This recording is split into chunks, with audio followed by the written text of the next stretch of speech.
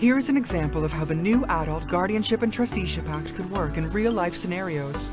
To find out more about the new approach to substitute decision-making, check out our introduction video to this new legislation called the New Adult Guardianship and Trusteeship Act at the link below. This is Amanda. Amanda is a 21-year-old girl who has recently been diagnosed with bipolar disorder. It has been very hard for her and she's been struggling a lot. There are a lot of different types of medication to treat bipolar disorder, but Amanda and her doctors haven't yet figured out which medication will work best for her. In the past couple of months, Amanda has not been doing well and she's been engaging in more and more risky behavior. She has not been paying the mortgage on her condo, and the bank has sent her a notice it is going to go to a mortgage sale. She started giving away some of her personal items, and most recently she gave away her car. Amanda hasn't showered in weeks and has decided that from now on she will only eat potato chips. She is also refusing to take her medication and doesn't want to talk to her doctors or go to the hospital. This is Amanda's Aunt Valerie. Amanda has always been really close with her Aunt Valerie and they share a special bond. Aunt Valerie is concerned for Amanda and wants to support her. She believes that because of Amanda's recent diagnosis and the fact that her medication is not yet regulated, Amanda is not capable of making her own decisions or managing her affairs. Aunt Valerie convinces Amanda to attend a meeting with a doctor. Valerie asks about the possibility of becoming Amanda's guardian and trustee. Amanda needs additional support right now, and her doctor agrees that she would benefit from a substitute decision maker. Amanda's doctors both complete capacity assessments and find she is not capable of making decisions about her healthcare or her living conditions right now. She is also not capable of making decisions about her money right now, even when Aunt Valerie tries to help her make the decisions herself. Both doctors agree that once Amanda is on the right medication and is more stable, she will likely be able to make her own decisions about these things. Aunt Valerie contacts a local lawyer and makes an application to the court to become Amanda's guardian and trustee until Amanda is doing better. Amanda is really struggling and doesn't believe she needs her aunt's help. The judge speaks to Amanda herself, and she takes the time to think about what would be best for Amanda's well-being.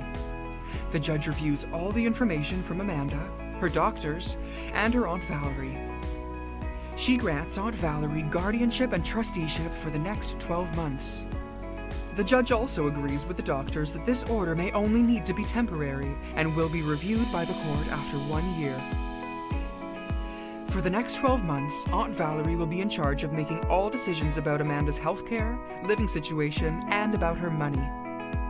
While Aunt Valerie has to make some decisions for Amanda, Amanda still has the freedom to hang out with whoever she wants, to participate in whichever social activities she chooses, and to make her own decisions about where she works and whether or not she goes back to school. Though some of Amanda's decision-making ability has been taken away, hopefully this arrangement will give Amanda the structures and freedoms she needs to start to feel healthier and happier. 9 months later. A lot has changed in 9 months. Amanda has actually responded much more quickly to her medication than the doctors thought. She is also feeling much happier and healthier.